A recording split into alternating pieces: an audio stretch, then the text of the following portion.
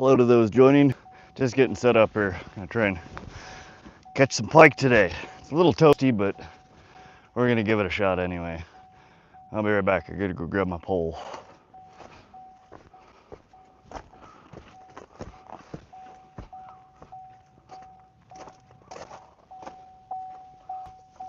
Throw it up, go to work, pack a lunch, pack a lunch, pack a lunch, pack a lunch, pack a lunch, pack a lunch, pack a lunch, pack a lunch, pack a lunch. Black Hannibal dressed like Barry Manilow. No COVID shot pop, I got the antidote. You wanna act animal, I push the envelope.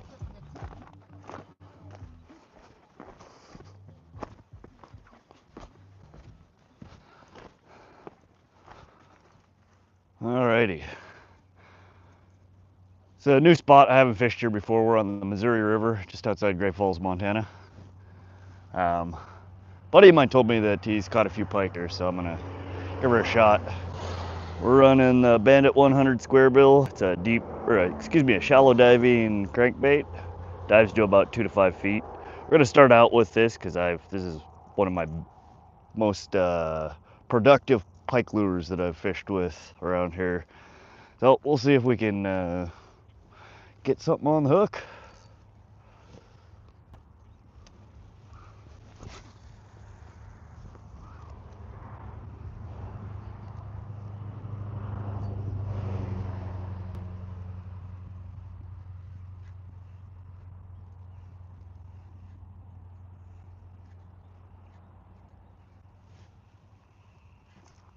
Welcome, welcome.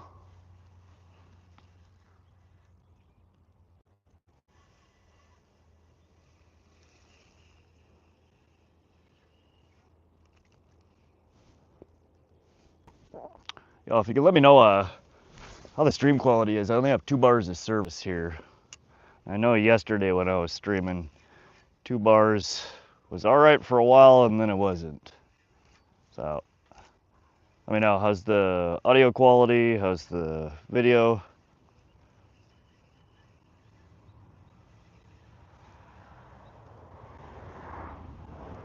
It is really rocky here. I'm trying not to lose my favorite lure here.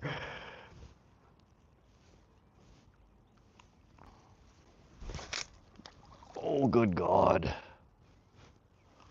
Wind knot? Wind knot. I don't understand how that happens. Hold on. Technical difficulties here. Please bear with me.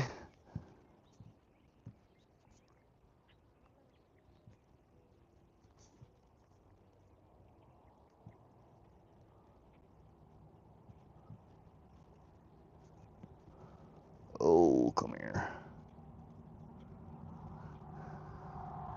Got ourselves a little wind knot this moment.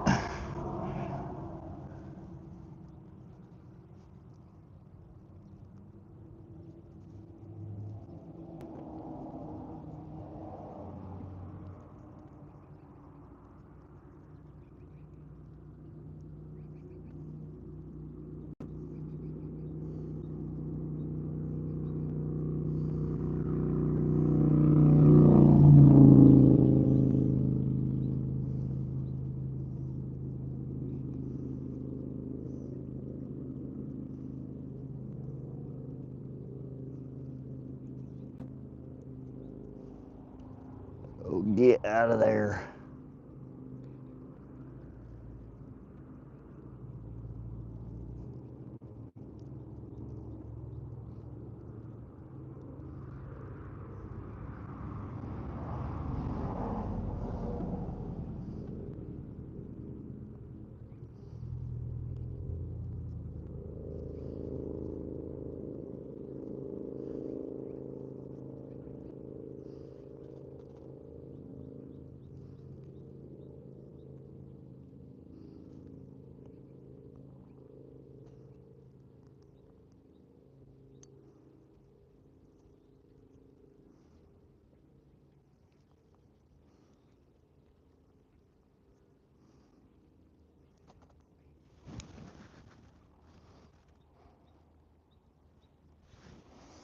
Some big ass weird bird flapping its wings behind me. I think I'm in a spot.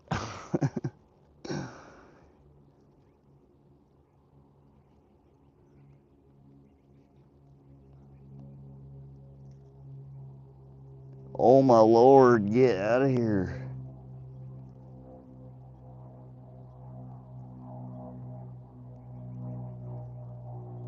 How's everybody doing today? There it goes. Hope y'all are having a good Thursday afternoon. Oh, get off the stick. There we go.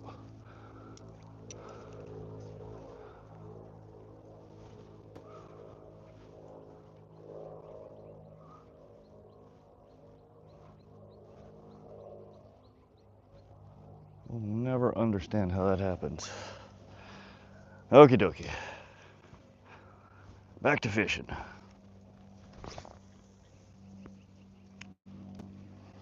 Yeah, I know there's a good sized pike that come out of here, walleye, rainbows. This lure that I'm using, good for pike. I've caught a few walleye off of it. Probably not gonna catch any trout on it. I'll have to switch to a spinner or something if I want to try and catch a trout. I appreciate the hearts there. Whoever's doing that. You do me a favor, y'all, and hit the thumbs up. It'll help bring more people into the stream. YouTube will start showing it in other people's feeds the more likes it gets.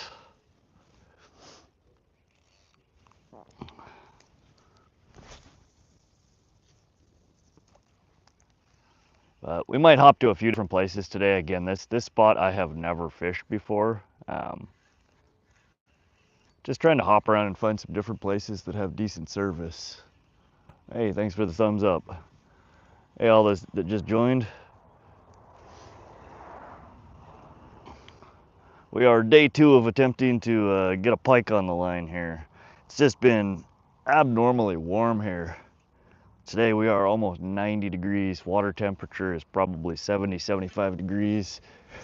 And it's just not ideal for fishing. But we got, I think, 3 days of heavy rain forecasted, Friday, Saturday, and Sunday. So I figured I better get my fishing in now.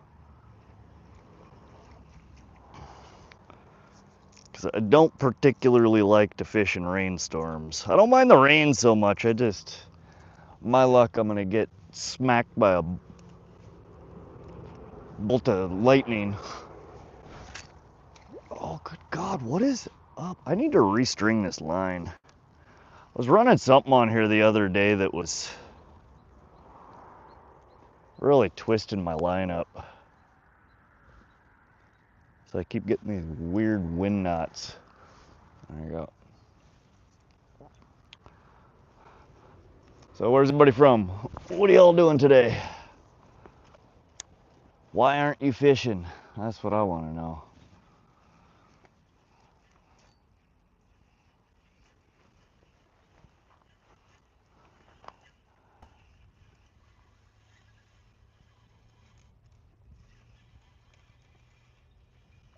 Oh, we got a stickfish. Stickfish. Oh, we lost our stickfish. That one wasn't very impressive anyway. I pulled a freaking log out last night, the Sun River. I think probably weighed 30 pounds.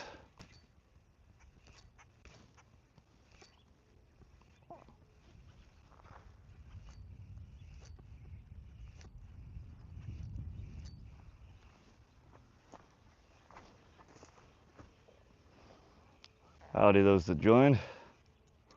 Oop. Man, this is rocky. I don't know, the guy down the road at the local marina, I tried to stop in to fish off their dock. He's like, you know, nobody ever catches anything back there, but if you drive down the road here a little bit, stop at the pump house, there's really good fishing there. So here we are. We'll see if his tip pays off.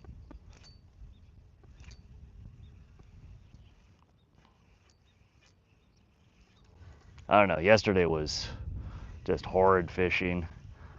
3 of the 4 places that I stopped to fish, I got skunked. And the only place that I did catch anything, I was a little 3-pound carp and handful of like literally 3-inch perch. My son was enjoying it though, at least.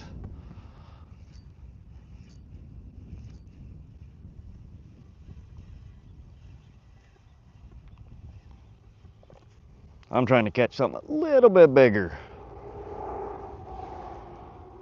I guess when you're catching nothing, a 3-inch perch is better than nothing, but only by about that much.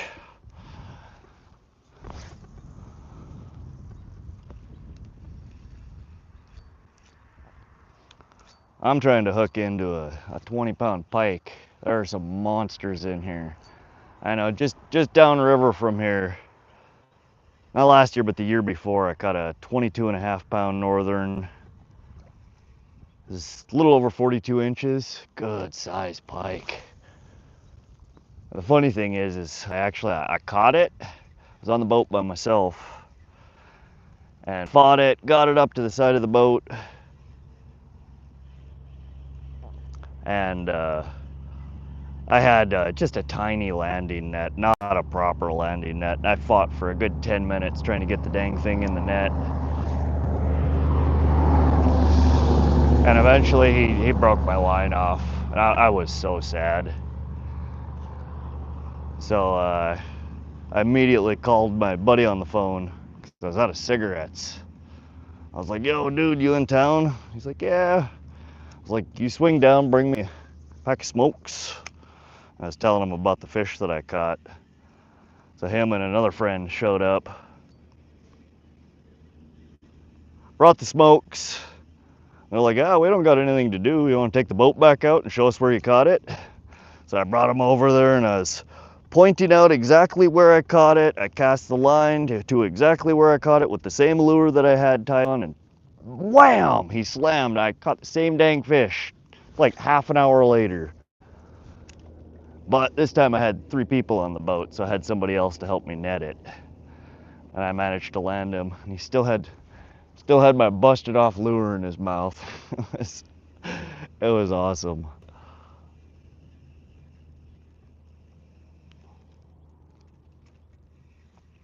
But other than that, I haven't had the greatest luck in the Missouri with pike. I know there's big ones in here. They're just few and far between. Most of them that I catch are 2-3 pounds, sometimes a 5-6 pounder.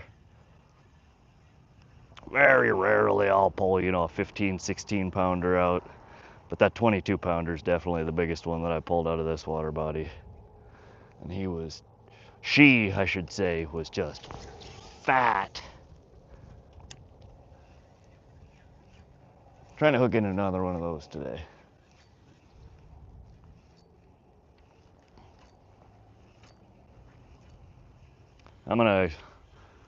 Might adjust the camera here. I think I'm gonna wander just a little bit downstream and try and get out of these rocks here for a minute.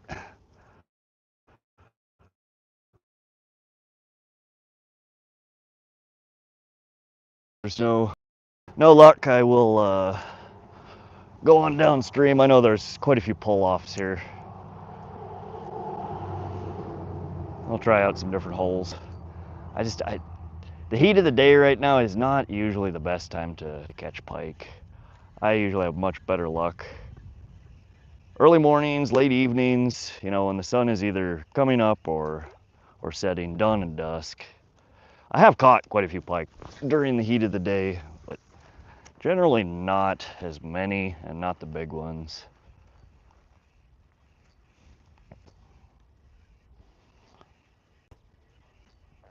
But there are also some really good sized walleyes in here too, and a lot of them will bite off the same. No, that's my favorite lure. Uh-oh. Uh-oh. Have I finally ended my streak here? I've been fishing off this same lure for 2 years now, and I've managed not to lose it, and I just... Oh no, come on. That's all right, I got like 5 more of the same lure in the truck. This is just my lucky one. See if we can bend my hook. Oh, I let go. Something let go. Oh, we unsnagged and resnagged. That's some talent. All right, if y'all ever get snagged up like this, do not wrap it around your bare hand. Don't do it.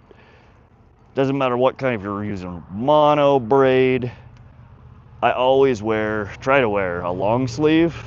And if you see me down here, wrap it around some fabric before you get it on your hand. Wrap it a few times. And don't pull hard. What I'm trying to do is just hopefully, no bendy of the hook that time. I went my lucky lure. That's all right. She has served me well. We will hop over to the truck here and tie on a new one. That's all right. I knew that was going to happen. Hey, everybody that's here. I'm going to go grab my tackle box and tie on a new swivel and get a leader and throw on a new crankbait. Bear with me a moment.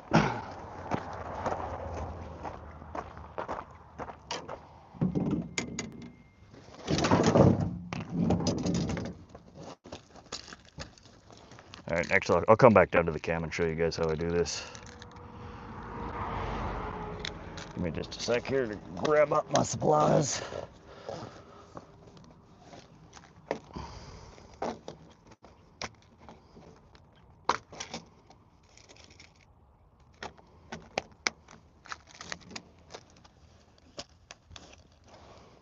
All right, we have one bead, we have one snap swivel. I need a leader.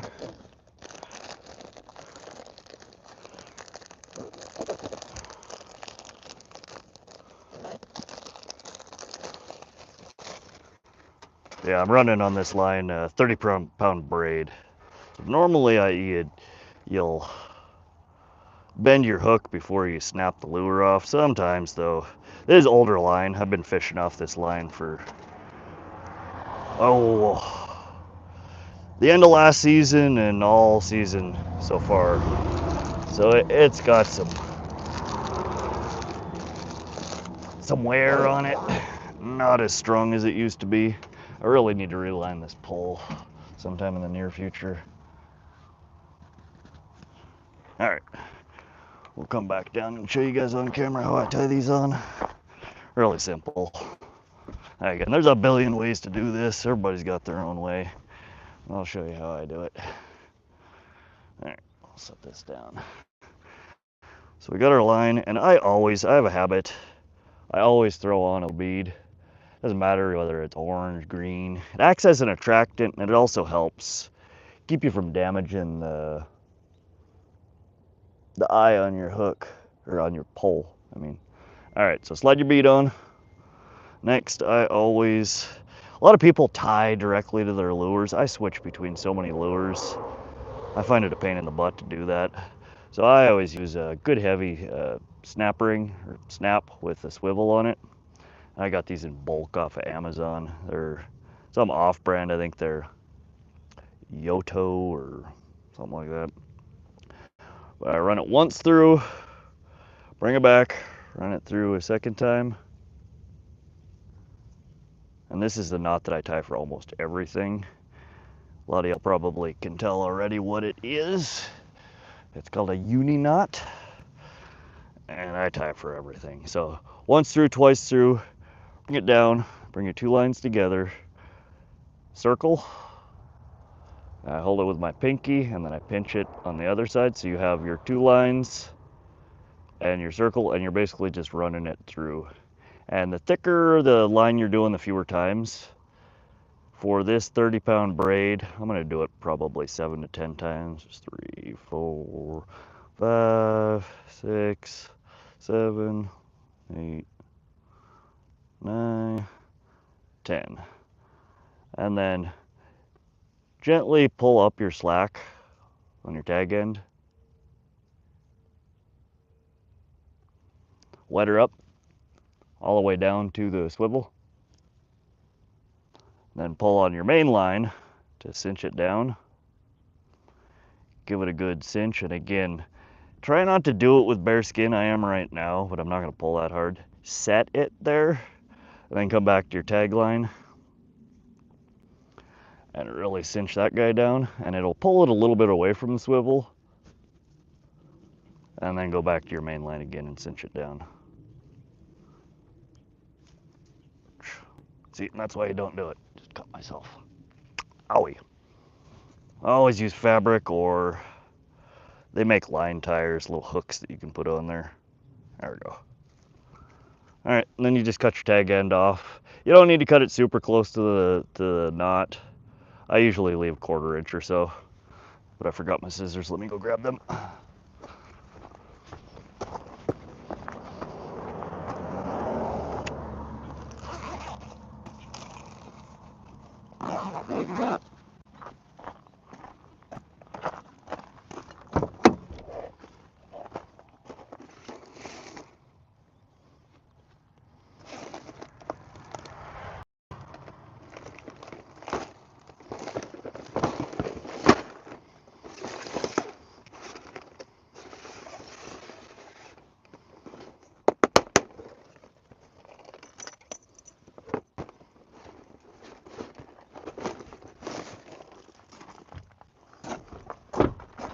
Alrighty.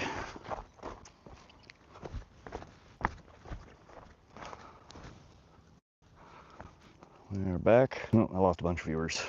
Nobody cares how to tie it on. They want to see fishing. It's alright. I'm gonna cut this guy off a 1/4 inch or so. And y'all, don't drop this stuff on the shore. Put it in your pocket. Bring it home. Throw it away. Animals get stuck in that crap. But pike walleye fishing, if you have ever done it, you know both of them have very large, gnarly teeth. Braid is prone to cutting on rocks and teeth. Really high tensile strength, but it cuts fairly easily. So always use, I use a pretty heavy duty. It's a 60 to 80 pound steel leader. And this one's probably 18 inches. You can go shorter than that, but I got a good deal on these ones, so I will use them. Throw your leader on. And then I'm actually going to switch to a chatterbait, being as it is so rocky here. These guys, the hook is on the top. It's a much less snaggy lure. Crankbaits, especially the bottom bounce in the diving crankbaits like that are ticking off the bottom. If you're in a rocky area, you're gonna get them hung up. Hopefully I don't lose this one too. Oh, there we go. That is our new rig, and this is an orange chatterbait, black blade, and we got the white swimmer on the back. This one's a little heavier too, so I should be able to get it a little bit further out in the water.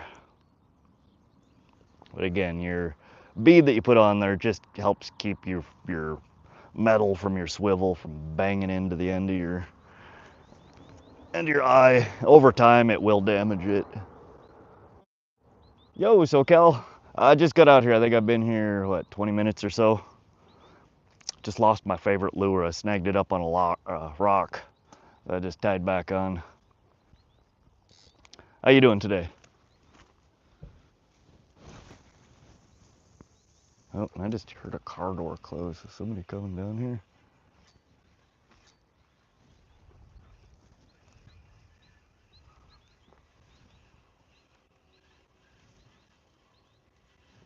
Hold on.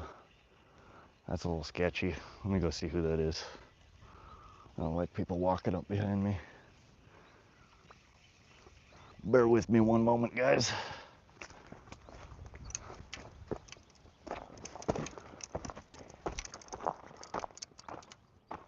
There's the pump house. That's what he was talking about. I wonder if he was talking. Hey, hold on a second.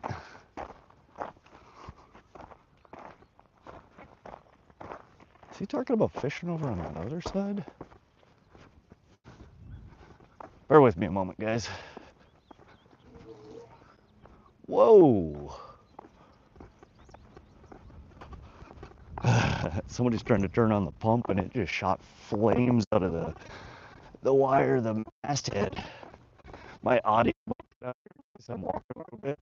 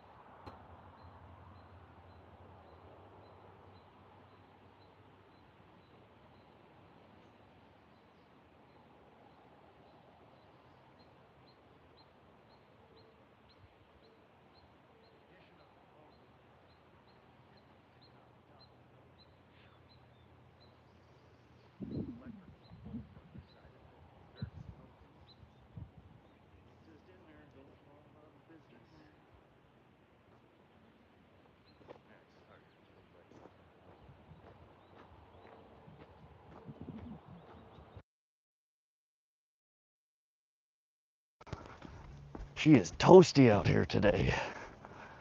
All right, I'm back.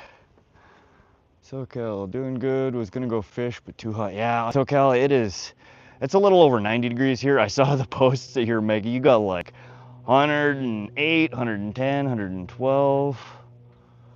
That's rough. I don't even like to be outside in weather like that, let alone standing out in it. It's 90 something right now here, and that's warm enough. Plenty warm enough. So I feel for you.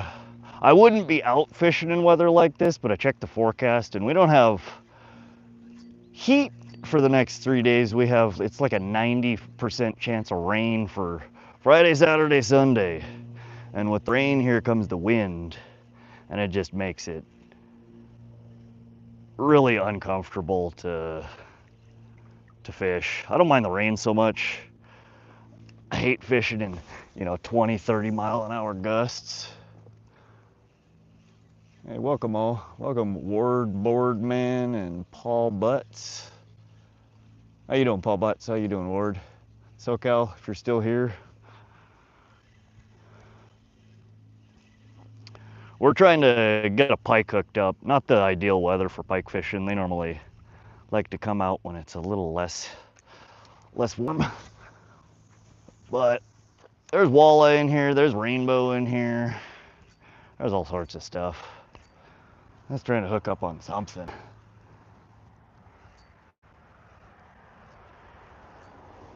Where are y'all from? Paul and Ward? I know SoCal's from SoCal.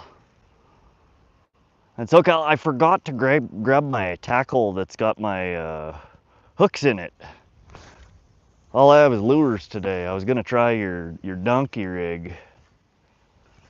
I was thinking about it though. I think it would do well for pike, but I'm gonna have to tie it with some heavier line. Because normally, again, I fish with an 18-inch steel leader for pike, and usually I do for walleye too. I feel like if I don't have a heavy line on there, I'm gonna get bitten off. You love to fish, don't get to go out as much as I would like to, but it is what it is. You're from Columbus, Ohio. Okay, I got a good friend that's from Columbus. I don't know how good the fishing is over there. I'd imagine you guys have quite a few water bodies over in that area. It's been probably 10 years since I've been through Columbus. Actually, now that I think about it, probably 15. But I hear you. I wish I could go fishing every day, honestly. I am looking forward to retirement. Because that is what I am going to do. basically live out fishing and camping, at least for, you know, spring, summer, fall. Here in Montana, the winters get mighty cold. And ice fishing is really big here, but man, the older I get, the more sensitive to the cold temperatures it feels like I am. I got my fingers buzz. You get that pins and needles feeling after, you know, they've gotten cold and start to warm up a little bit. And it is like the absolute worst feeling in the world to me. So I don't like to get cold. Akron, O'Hare. So that's also in Ohio, isn't it? Akron and Columbus, Ohio. Yeah, we do the fishing. Isn't the best here, but I still go. I have a pond right next to my house. Pond fishing is fun. I like, one of my favorite species to target is carp. And ponds are oftentimes some of the best carp fishing. Plus here in Montana, you have limitations on how many poles and hooks you can have in the water. Like right now, normally I'd be running one carp pole and, you know, throwing something with my other pole, throwing lures. But in the central fishing district in Montana, you're only allowed one pole, two hooks in any lake, or excuse me, rivers or streams. So I could only fish one pole. In ponds, reservoirs, lakes, you can have two poles, two hooks. So I like to fish lakes, I like to fish ponds because you just get that extra pole. And especially when you're carp fishing, oftentimes you'll throw it out there and your bait soaks for 10 minutes, half an hour, sometimes a few hours before you get a hit on it. And I don't like just sitting there staring at the end of a pole. I like to be able to have one pole in the water soaking and then another one that I'm actively doing something with. Yeah, Eastern Fishing District here in Montana, it's way relaxed. They allow, it's like 6 poles, 6 hooks in rivers and streams. It's weird how it's so different like that. And then one of the streamers that I watch on here, I think her name is Skipjack Cindy. She said that they allow 99 poles. That blows my mind. What are you gonna do with 99 poles? Like, who even owns 99 poles? I would assume it's meant for, you know, people who do set lines and things like that. But it boggles my mind how different the regulations are depending where you're at in the U.S. Missouri River is in my state, just 5 hours away. Everyone swears that's where the biggest fish are here. Missouri River runs all the way over here too. That's actually what I'm fishing right now, is the Missouri River. It runs, I think it's one of the longest running rivers in the United States, isn't it? And there are, depending on where you're at, some of the biggest fish here in Montana can come from the Missouri as well. Although most of the state records come from eastern Montana for some reason. There's a couple of water bodies over there. Fort Peck Reservoir. And I want to say it's something like it's one of the largest man-made water bodies in the U.S. But a lot of our state records come from that water body, and then there's some areas around that. One area called the Dredge Cuts that I know a lot of people pull some behemoths out of. Here in the Missouri, the biggest pike that I've ever caught came out of the Missouri. It was 22 and a half pounds, 42 inches, good size pike. And it was just right downstream from here, but I can't access that spot unless I'm on a boat. And I didn't have time to get the boat ready for today. So we are just bank fishing again. Figured I'd hop around to a couple of different spots and test and see how my connectivity is. Fakro, I have no idea how to pronounce your name, dude. Fakro says it's the longest. Okay, I thought so. Yeah, the Missouri River, it's long. It crosses, I think it starts, it's Confluence, the mouth, isn't it right off the Mississippi? I could be wrong. Somewhere over in eastern U.S. Geez, y'all and your names here. I'm gonna butcher all of them. I'm gonna call you AI, man. AI said hi. Hi. Ward said, I think we're allowed 3 poles here. 3 poles would be nice. I'm down for that.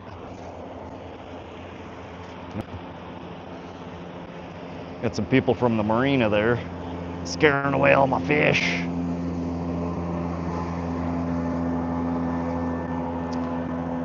I live in a river town on the Mississippi. Always thought it was the biggest river, but was proven wrong a few years back. Mississippi, I want to say it's probably bigger in the sense that it's wider in a lot of places. I know, if my memory serves me correctly, there are some very, very wide spots in the Mississippi. The Missouri isn't necessarily all that wide. It's just long. We have some deep parts. We have some fairly wide parts, but it's not like the Mississippi. The Mississippi, they run barges and crap down. You ain't running no barges in the Missouri over here, at least in this part of the Missouri. SoCal asks, you hunting for trout or pike? I'm after pike right now. Again, with the heat of the day, the water temperature, I don't know if I'm gonna hook up on any pike today. I figured I'd try at least. And if I get skunked, if I don't get any action on pike or walleye here, I'm gonna switch over to either some spoons or some spinners that trout will bite on as well. But there is really good trout fishing in this area. Usually a little bit further upstream is where I would go to target trout. Like I'm about an hour from somewhere called Craig, Montana, and Holter Dam. And that is, they consider it like a world-class, one of the best places to trout fish in the world. Most people fly fish for trout over there though. They put their boats in right below Holter Dam and they float down the Missouri and fly fish. But Holter Dam is, I think, where the state walleye record was just set last year, which is, I like to fish Holter. Most people go there to trout fish, and I don't normally trout fish all that much. AI, nice to meet you. Nice to meet you as well. Oh, I missed something here. Crow says, 3 hooks and less using artificial bait here in Iowa for our limit. 3 hooks. Yeah, see, we're allowed 2 poles, 2 hooks, or 1 pole, 2 hooks in my district, depending on whether it's, you know, a lake or a river. Lots of people saying stuff. There was actually a study done, boat traffic doesn't really affect fish. That's interesting. I mean, I guess that makes sense. I troll. I don't have, you know, a fancy trolling motor on my little John boat. I troll with, you know, a 40-year-old Evinrude 75 horsepower jet motor, and it disturbs the crap out of the water. Sorry, we got a train going by here, guys. I'm gonna get loud for a sec.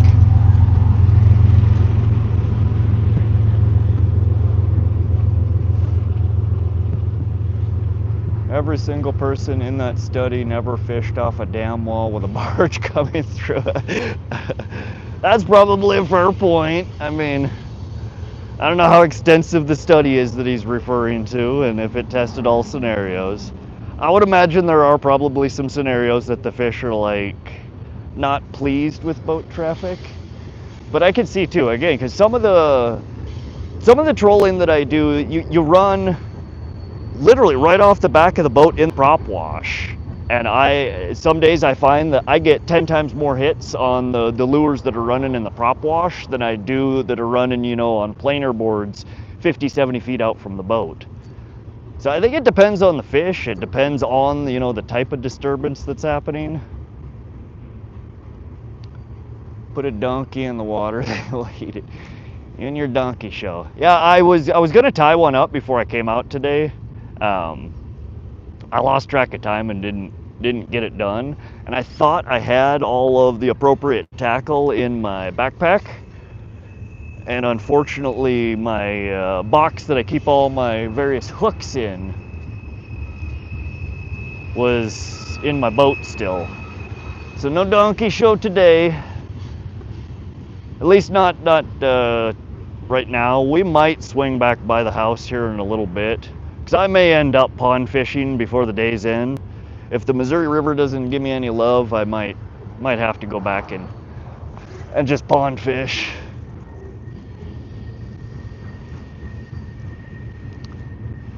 AI asks, where are you from? I am from Vaughn, Montana.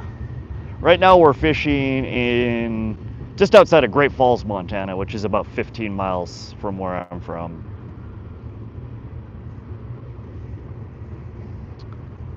Crow says, with a barge coming in, especially at night, you 100% only catch long-nosed gar or sheephead. The rest swim out for an hour or two and let the gar go to town on the chubs.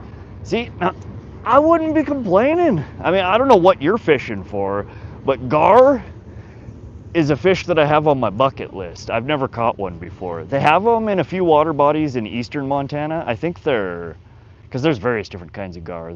I think we have short-nosed gar in eastern Montana. I just want to catch one to say I've caught one. I know that in certain areas they're a pest of a fish.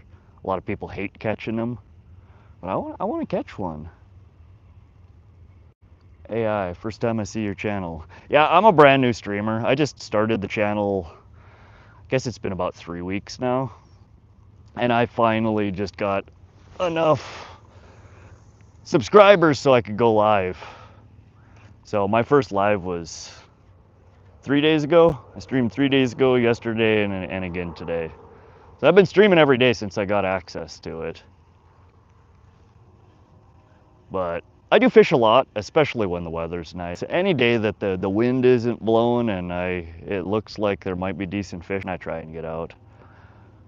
I work from home, I'm semi-retired, so I fish as much as I can. I really enjoy it.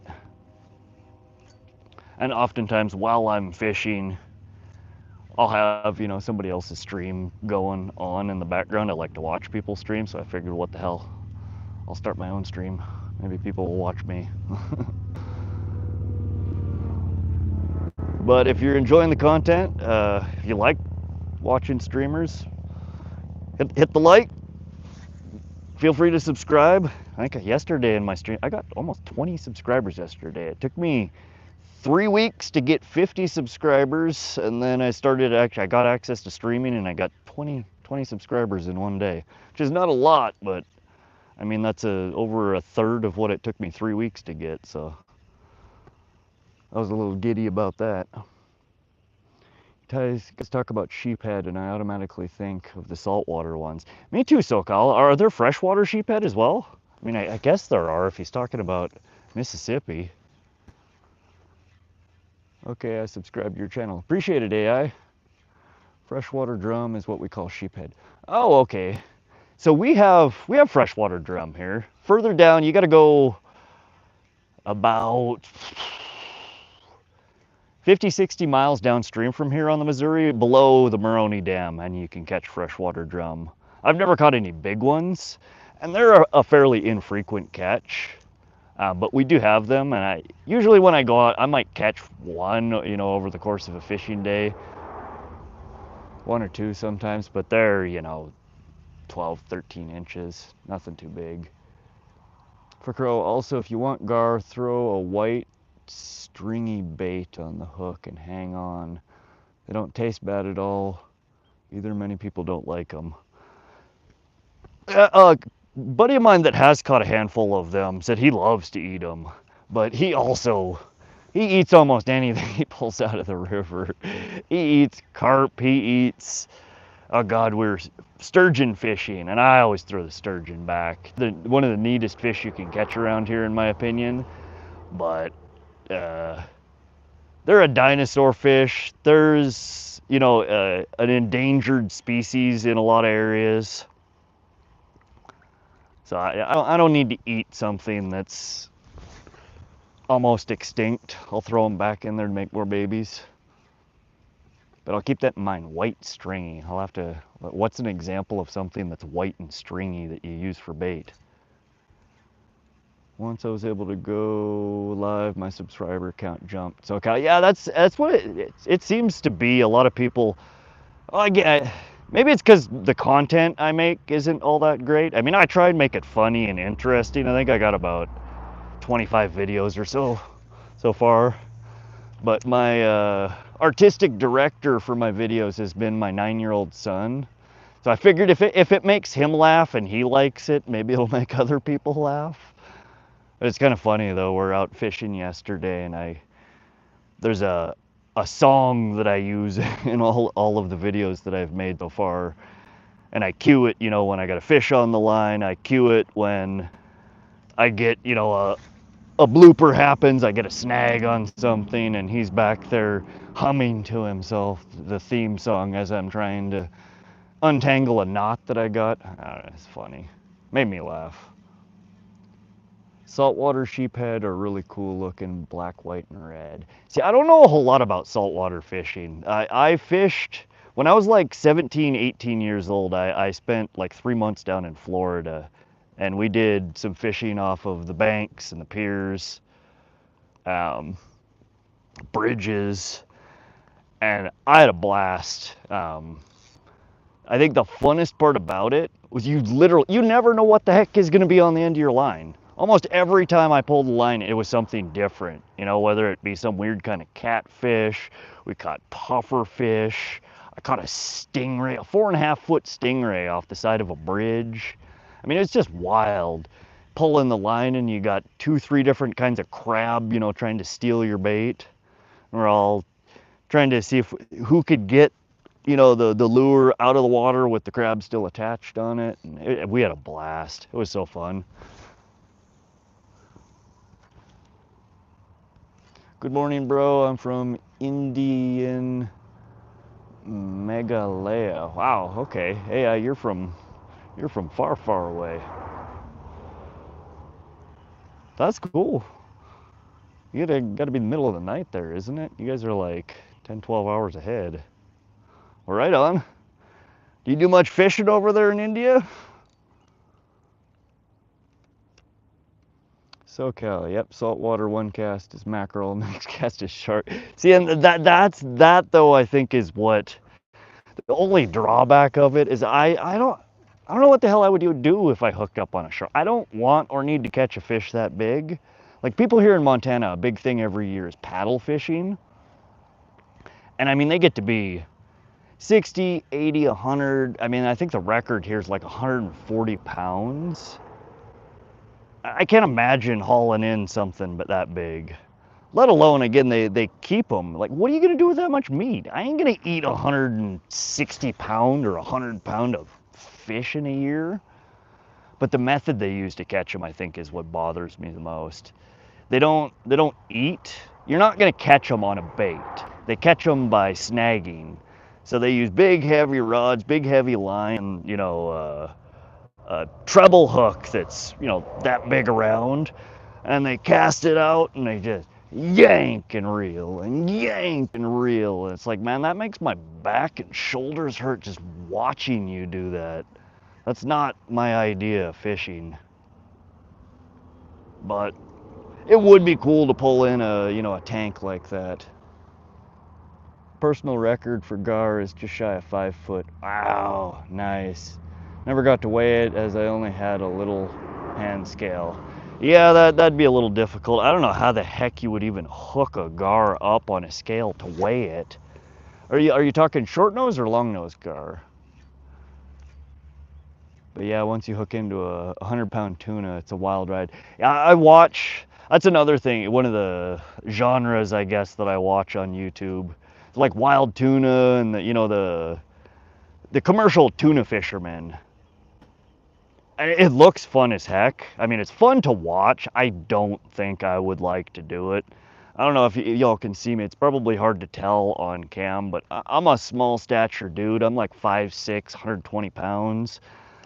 There ain't no way in heck I'm reeling in a 600 or 800 pound tuna.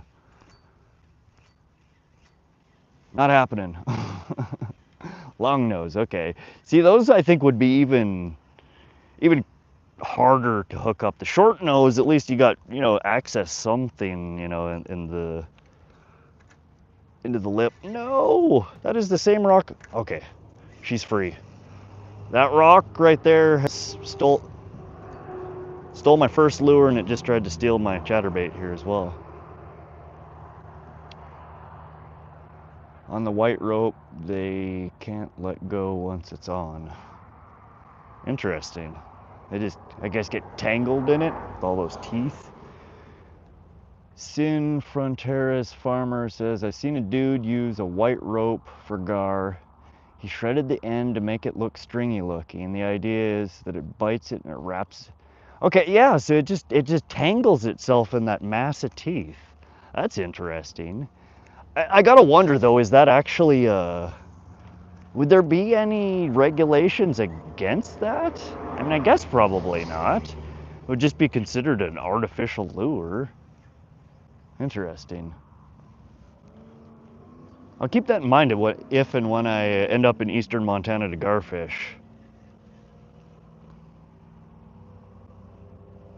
On the white rope, they can't let go once it's on. SoCal says with the right gear, it's not so bad. I guess, yeah. I mean, they're running way heavier gear fishing, you know, for tuna and stuff like that than I own and that I've ever thrown. I mean, my most heavy duty poles are for tiger muskie fishing and catfishing, and they're still, I tend to use lighter rods. I've had shoulder injuries and neck injuries in the past, so the bigger, the heavier the rods are and gear, I get so sore so quickly using it. My wrists hurt, my shoulders hurt. So like what I'm using right now is my go-to for almost anything except for catfish or tiger muskie, and it's a ugly stick carbon fiber. You know, it's a medium light fast action pole, and it weighs almost nothing. I got a tiny little carbon reel on it, and I can throw this thing all day long. The only thing that I don't like about it is it does limit me on the lures that I can throw on it. With it being so light, it's hard throwing out. I mean, that's probably the reason that I don't use it for musky fishing. You can't throw out, you know, a 9-inch, a 12-inch musky lure that weighs, you know, nearly a pound. You'd snap your rod in half. Or Crow says, I just told him that sin, he missed it. He has a YouTube video posted a couple of days ago. Did I miss something? What are you talking about? Oh, you're talking about the white rope. Okay. He has a YouTube vid he posted. I can't let this settle. I'm going to lose my damn lure on these rocks. That's the exact way we do it. Let it sit on the bottom or even use it as a topwater bait. Do you guys put any kind of a attractant or anything on it? A gar will just see a frayed white rope and say, that looks like dinner? Or are you guys squirting it with, you know, some kind of fish oil? Or Crow says that's the exact way we used to do it. Let it sit on the bottom or even use, okay, I read that one already. On the Mississippi. Yeah, my smallest tuna rig has 100-pound braid. Okay, yeah, see my catfish rigs, I alternate between 60 and 80-pound braid, whatever I have in the tackle box, but that's usually the biggest that I put on any of my poles. I don't even use that big a braid on my musky poles. My musky poles, I'm still using like 40-pound braid. The old timers spit their chew on it. Okay. I don't know, man. I guess that could work. People say WD-40 and all sorts of crazy stuff for attractants. Chew spit? Why not? But I'm getting a bit parched here. I'm gonna go grab my soda out of my truck. Here we go with more boat traffic. I'll be back in 1 second, guys.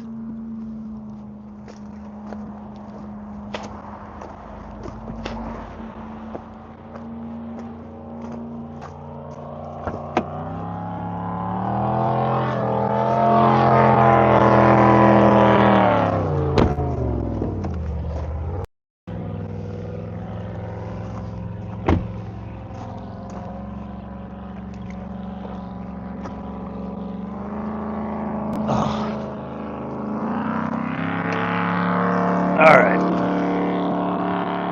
These guys in these boats, I don't know, you can kind of see over here, there's where that gray or white building is over there, the big cement and white, there's a marina there that sells boats.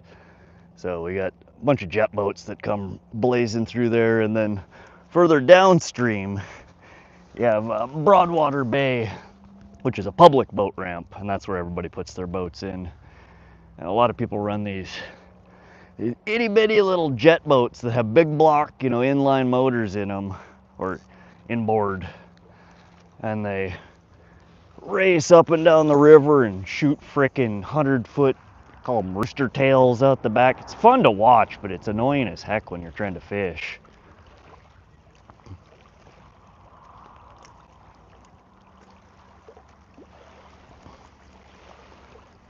But what have we been here?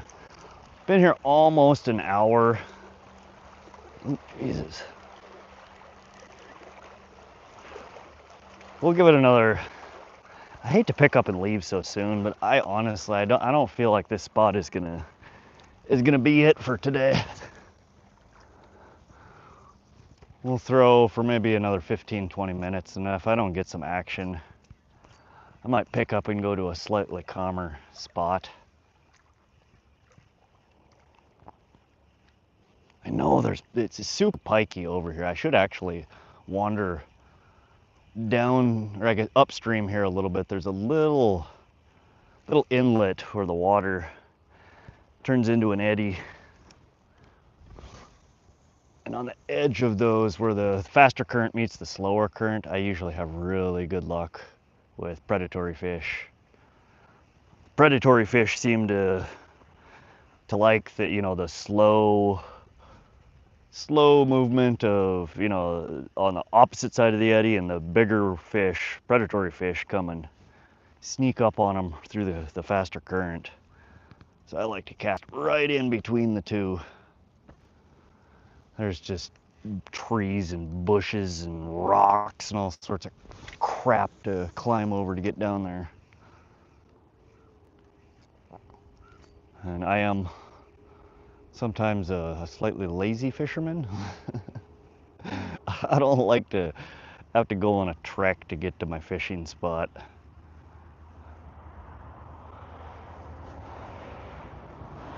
Every once, I mean, it's not that I don't like to hike. One of these days I'm gonna take a trip up to, there's a place called Hidden Lake, and then there's another one here, I forget the name of it. They're crystal clear mountain lakes, but you park at a trailhead, and then you got, anywhere from a 4-hour to an 8-hour hike up the side of a mountain to get to the lakes. But there's golden trout and bull trout and a lot of the species that you can't catch anywhere else here. And I'd like to cross a few of them off my bucket list. No, I saw that happening. Oh God, I am gonna have to crawl in after this one. That is unfortunate. I just saw my lure go right under the rock over here, and there is no way you ain't bending a hook to get that out. I'm gonna have to lift the rock. Oh, I hate doing this, but we're doing it. We're doing it. I don't have any waders on, but we're going in. Shit, while I'm out here, I might have to, oh, there it goes. That was easy. Now, which one of you rocks stole my lure earlier? I wasn't going in after that one, but now that I'm in, where are you? It's right around here somewhere. Oh, I can't see with the glare on the water.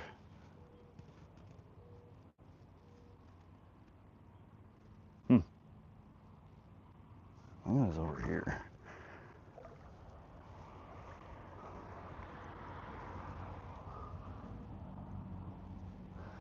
Where'd you go?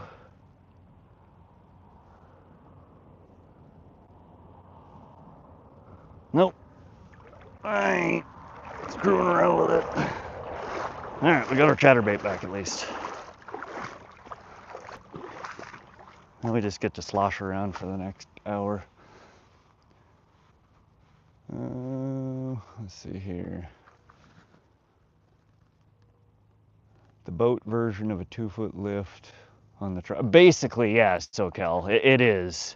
They're these itty bitty boats, and they're big block motors. You know, they got 400, 500 plus horsepower motors in those things. And all they do is spin in circles and throw rooster tails and harass people. You know, they see people like me fishing on the side of the stream or on the river, and they get as close as humanly possible and turn and, you know, try and blast them with water. It's just ignorant people. But yeah, you're absolutely, it's literally the boat version of a 2-foot lift in a truck. There's just no point to it. Those eddies are perfect ambush spots. They are, SoCal. I like to fish them. Like I said, I just usually don't like to have to trek through the wilderness to get to them. And it's not that bad. It's maybe a quarter of a mile upstream from here. But I have to carry the cameras, the batteries, the gear, my tackle, and not today. Try a chatter, get them pissed off. You mean a chatter? That's chatterbait? That's what I'm using. Are you talking about something else? Oh wow, that is a chatter. Surprised you haven't been blown up yet. Yeah, see, I do like these. When my crankbaits aren't working, I switch immediately. That's almost always the second thing that I try. And I have really good luck on both cranks and chatters. It's just, I think it has to do with the water temperature and the sun beating down. If I would have been out here at 7 or 8 o'clock this morning, I probably would be having luck at this spot. If I waited until 7 or 8 o'clock tonight, I probably would be having luck at this spot. If it was shaded, if I had some big trees around, I would probably be having good luck at this spot. But the dead heat of the day, I have never had the greatest luck with pike. I've had quite a few walleye hit during the heat of the day, but it's few and far between that I get pike to eat anything during the day. Even, like, I like to troll on my boat a lot, and I'll have action all morning, and then, you know, noon, you know, when the sun starts getting up high in the sky, it just quits. The bite shut off. And then, you know, 4, 5, 6 o'clock when the sun starts, you know, on its downward trajectory, the bite, it's just like a switch. It gets flipped on and they start biting again. So I don't know what I'm doing out here trying to catch a pike during the heat of the day. I just wanted to fish for something. I figured if I could throw some lures that pike would bite on and walleye might bite on, I should switch over to some spinners or some spoons. Because pike, walleye, and trout will all bite on spoons, on spinners.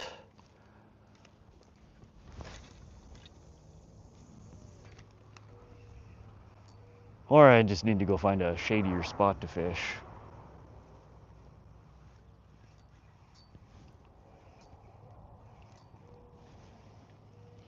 Anyway, we're at 65 minutes.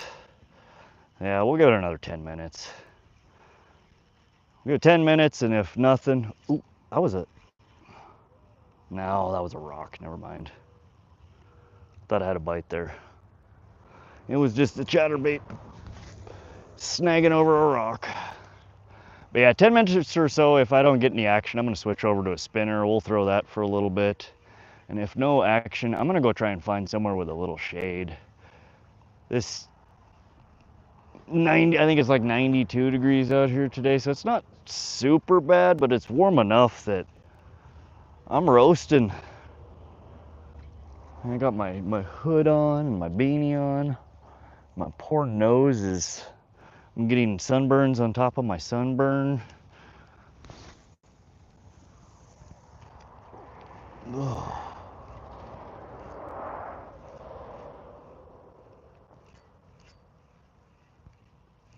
I wanted to take the boat out this weekend. I was gonna go either to Pishkin again to try for some pike, or there's a reservoir near here that I've never tried to fish that is good for walleye, pike, trout.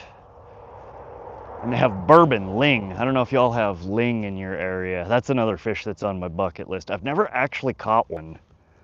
And they are a bizarre looking fish. They look like, to me, they look more like an eel they do a fish. They're like long and cylindrical. They're kind of like snaky looking, the smaller ones. But we get, in some places here in Montana, they get fairly large. I think state record's like 15 or 17 pounds.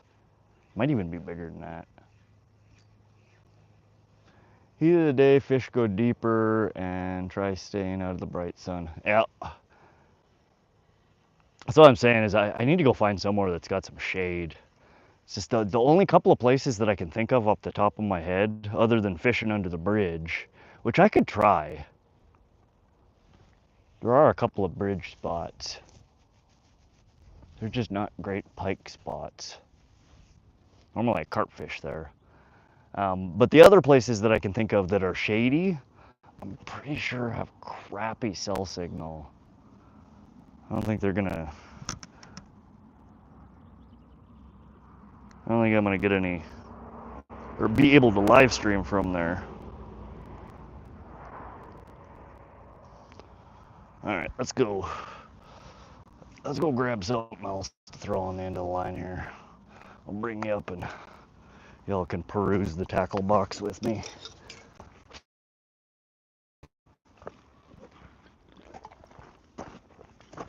Here's my ugly truck. It's a pretty nice truck, actually. I bought it at an auction a few years back. It was a theft recovery. Not if you can notice, it's black, but it was originally that color, silver. You'll notice it was also that color, blue. And then we got spots on here that are red. But apparently whoever stole it, it was almost brand new when they stole it. That gray up front there, blue. But they stole it and they spray painted it. They spray painted it one color, they drove it like that for a while, they spray painted it another color, they drove it like that. And by the time the police were able to recover it, it had been painted 3-4 times. But I got it, it had like 40,000 miles on it. It was in really good condition. And I got it for like 8 grand. It's like an $80,000 truck for 8 grand. Ugly as sin, but come on now.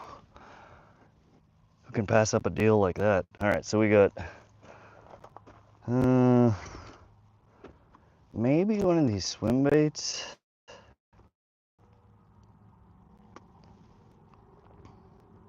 We've got the countdowns. Those work well for trout.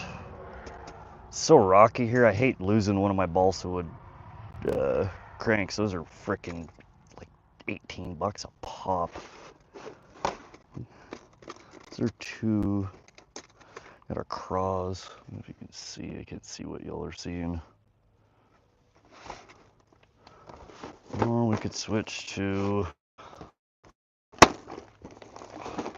Oh, more cranks. I got loaded with cranks. That's top water. Y'all ever have any luck with top water in the heat of the day? Senko? I don't have one tied up. I could tie one up.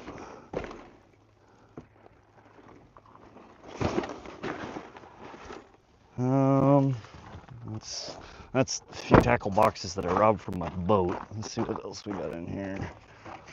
I think I'm just gonna try a Mepsagila or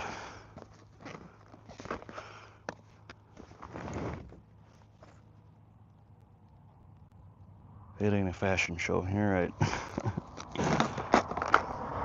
Hell, I could just throw a jig out there. That's what I caught that monster pike off of a couple of years under the bridge down there. Just a Google Eye. I think it was this guy right here. I got the Google Eye, the Goggle Eye. It's got a little bit of a rattle to it with, similar to this, one of these guys on the end, just jigging it off the bottom. I've caught quite a few big pike doing that.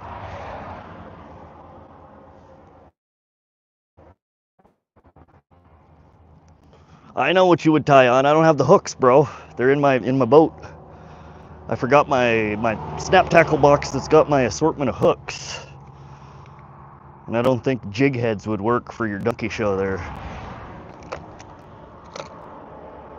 Maybe they would if I have some itty bitty ones.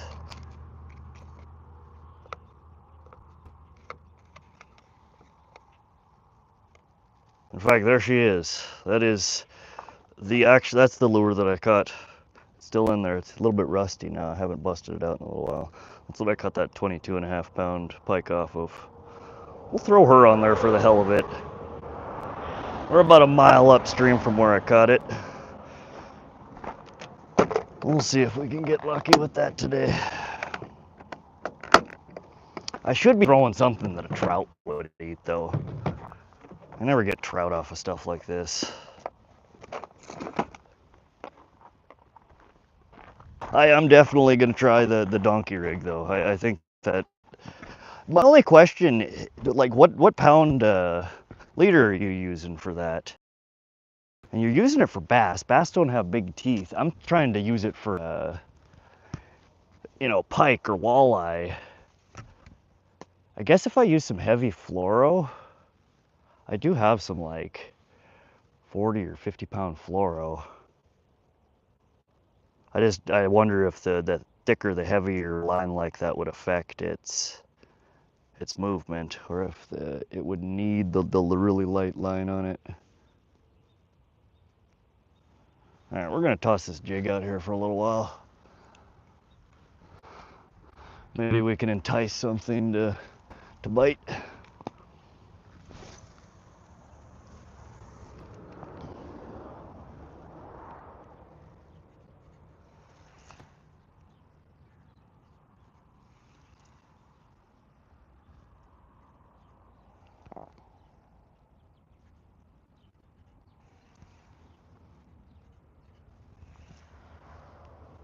And you said you were gonna make a bass. I use 8 to 15 depending on snags. Okay. Yeah, I'll have to try tying it with maybe some 20 or 30-pound fluoro. See if it keeps that action.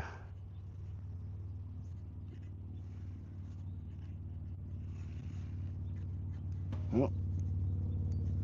I got a snag already. God damn it. It's so rocky over here. BRB, guys. I'm gonna go downstream a little bit and see if I can unhook this. Don't make me climb back out in the water there. Gosh darn it. Alright, I don't like this spot. I don't like fishing rocky outcrops. You lose too much crap. I like going fishing and coming home with more lures than I left with, not fewer. We're going back out in the water.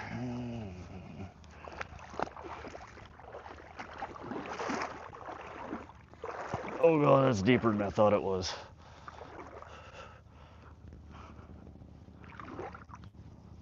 Well, we might. I'm not going swimming for a $2 jig, so we'll give you guys the old college try here.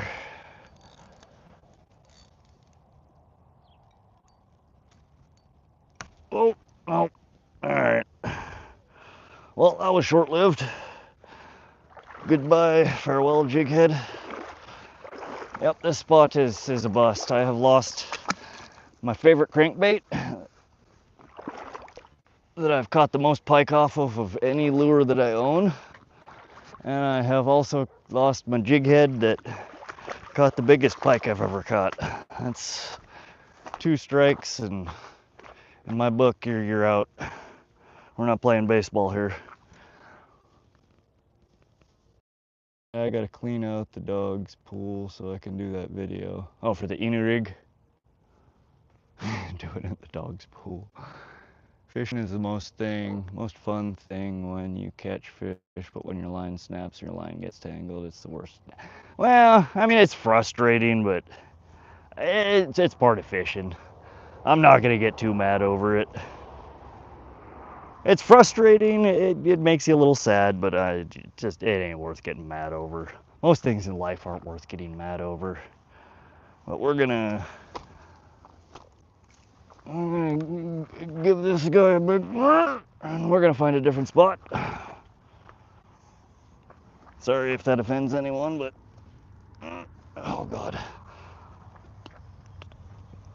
this camera stand I have isn't a tripod. It's actually found as a golfing camera holder. I was surprised there were. Hey, what's up? Hey there. Were you the one that saw the spark? Yes. Okay. Yeah, I was. I heard somebody pull up, and I was like, somebody parked behind me. So I came up and saw the truck parked over there, and was walking over there because the guy at the marina told me find the pump house and fish by it. I was like, oh, maybe he meant over on that side.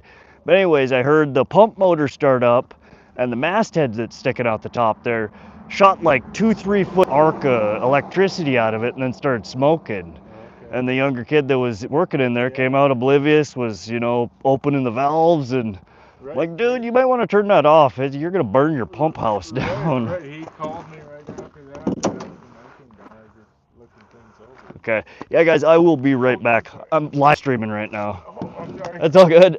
No, I don't need to. Oh, but yeah, it was just the masthead, the circle that's got the rubber gasket or whatever in it. Right. I can't tell exactly which wire it was, but yeah, it shot out a good 2-3 foot arc from it, and Okay. just a burst of smoke came out. It stopped immediately, Okay. That's weird. but It looks like everything's got power inside. But well, the power companies, I called them. They said it will be the next one. okay, yeah, I mean, it seemed like it was just like I heard the pump motor roll over, and that's when zzz, and then it stopped, and I think the pump was then running. So I think it was just for the initial like ignition, the start of it. But if it's, I mean, it will.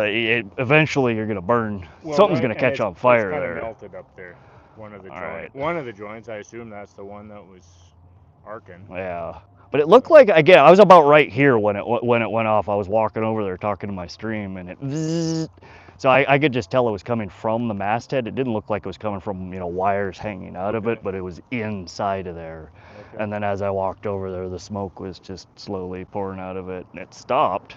But he was completely oblivious to what was happening. I mean, he had water shooting out of the pipes, and he was just going on about his way. Yeah, inside you don't hear any of that when you turn it on. Right.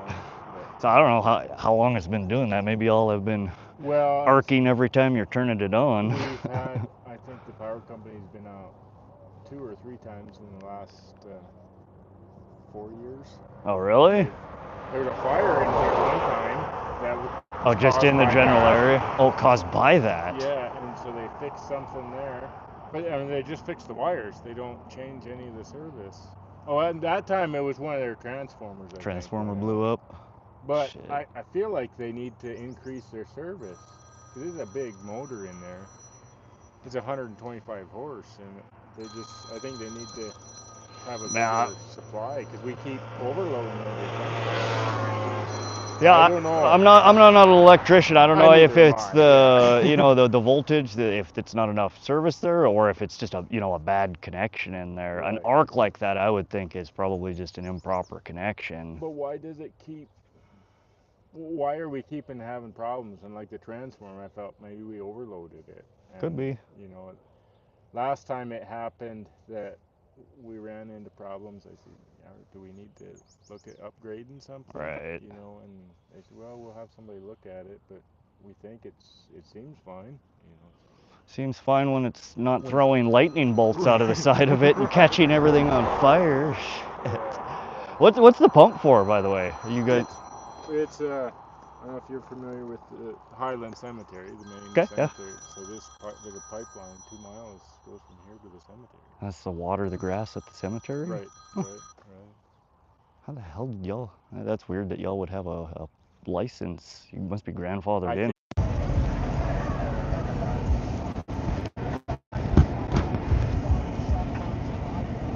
Yo guys, sorry I left you pointed at the sun while I went and talked to that guy about the pump house that was catching on fire. The phone overheated. So we're gonna hit up a different spot. I need to find somewhere with some shade. It's too hot out. It's like, what, 92 degrees out right now. And I am dying in the heat. So we're gonna run on down the road here and see if I can find a shadier spot. But we'll leave the stream going here. I'm gonna turn the camera around. Maybe y'all can see. I don't have a good phone mount for the truck yet. Well, we're just gonna wedge y'all in here. And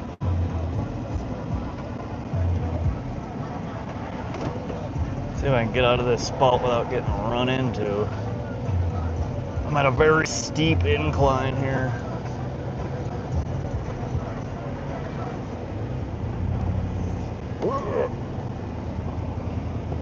Alright, I thought I might have to throw it in four-wheel drive there for a sec. Guess not.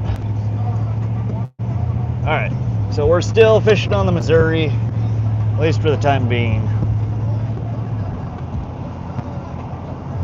Might go hit up and see if we can find I don't know, a spot in the trees, a spot under a bridge,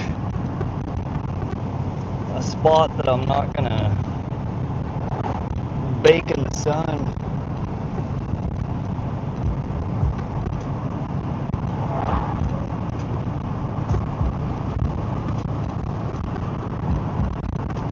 So bear with me, guys. We'll be hopefully find a spot within the next 5-10 minutes here.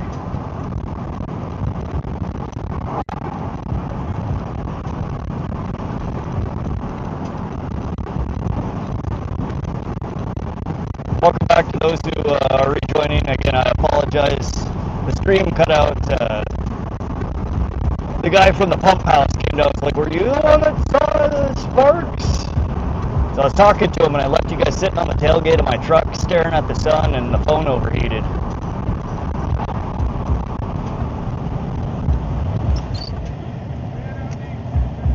So it took a few minutes for it to cool down.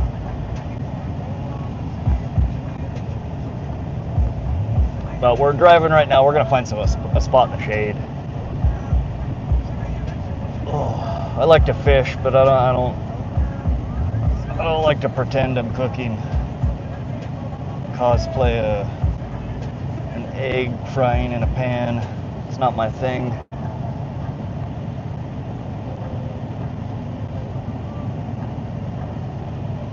There's such a.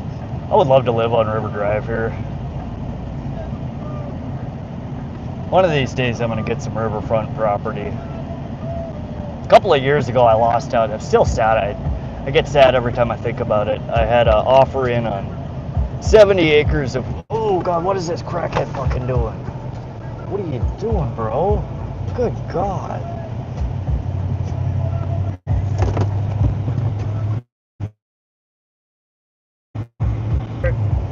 Drop. Y'all see that dude? All cracked out, walking down the street backwards, yelling at somebody. Good God.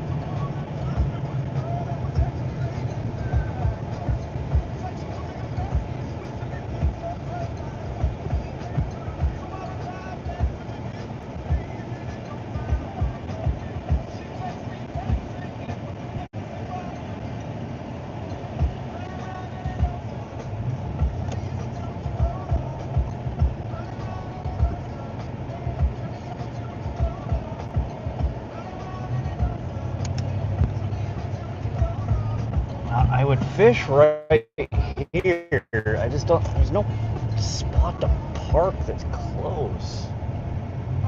And the homeless people like to hang out right there.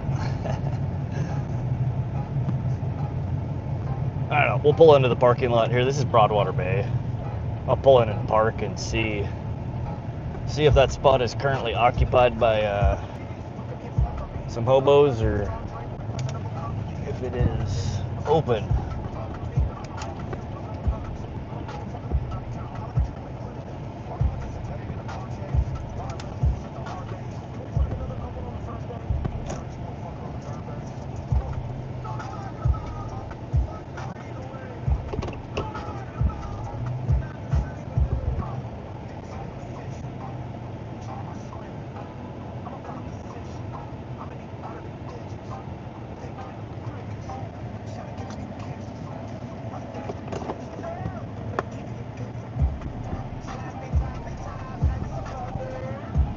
Alright. In fact, where I want to be, if you can see right across the river over there. Camera is dirty, wow. Sorry guys, I dropped it on the ground. I got a little messed up. Alright. So right across the river over there, if you can see those two cars off that point, that's where the confluence of the Sun River flows into the Missouri River, and that is some of the best fishing in the area. But to get on that little point over there, you got to be a member of the country club, the golf course over there. I've snuck over there a couple of times trying to fish, and they always chase me off. They want me to buy a membership or go away. So I ain't a golfer, and I ain't about to buy a membership at a frickin' golf course / country club so I can fish from their property. But I'm gonna wander over here. We'll take you guys with and see what it looks like under the bridge. Although I do need to grab a smoke. Hold on.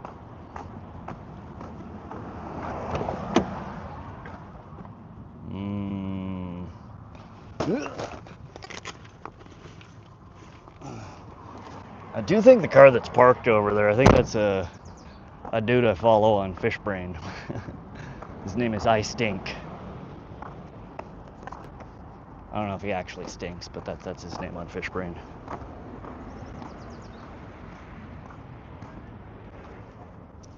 That's him over there. I'm his girlfriend, I think. I gotta holler at him. See if he can get me permission to them. Because there's great carp fishing on the Sun River side and on the Missouri River side. Right over there underneath the bridge called Warden Bridge is my pike spot. That's where I bring my boat. So I have to take my boat out to fish the spot that he's fishing from shore, which is ridiculous. We're losing all of our viewers here. Oh, I forgot my lighter. Dang it. One more trip back to the truck. It's alright. Lost all my viewers anyway.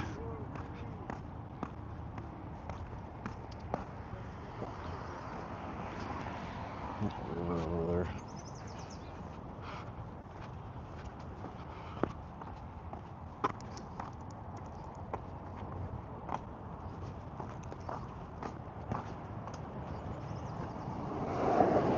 There she is. Alright.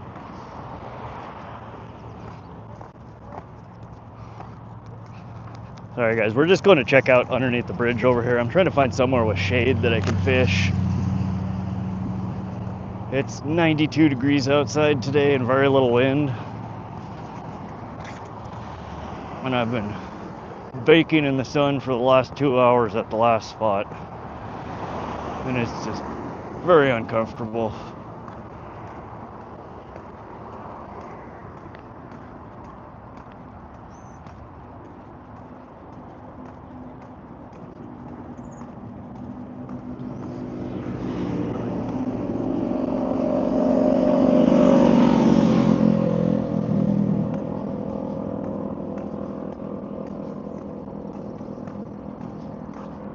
think I can get down under the bridge here.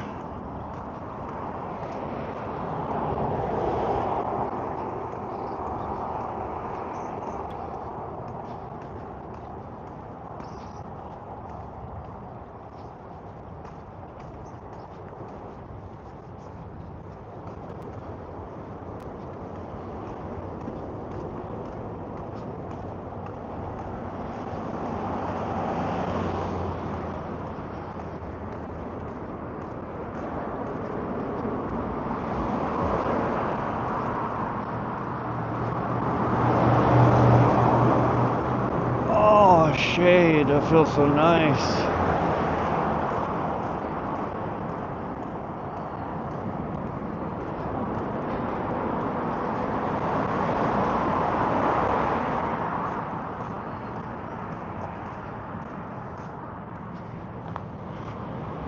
Yeah, we might try this spot. Go down here and look and see how snaggy it looks. I do see some rocky outcrops there. Just like the spot we just left.